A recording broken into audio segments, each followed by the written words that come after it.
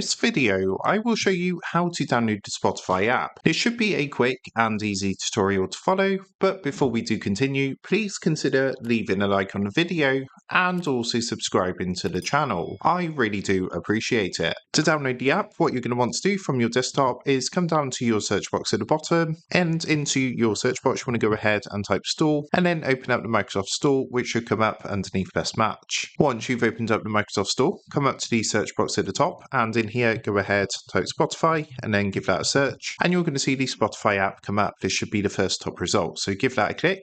That's going to take you to the app page, and what you want to do is click onto the blue Get button. So what it's going to do is start downloading and installing the Spotify app on your PC. It just takes a minute or two to do this. Once the app has finished downloading and installing, you're going to see a blue open button, so go ahead, give that a click. What that's going to do is open up the app. So at this point, if you're new to Spotify, you can sign up for a free account by clicking the link here. Or if you have an existing account, just simply click onto the green login button, and that's going to take you across to the Spotify website where you can log in with your Spotify account.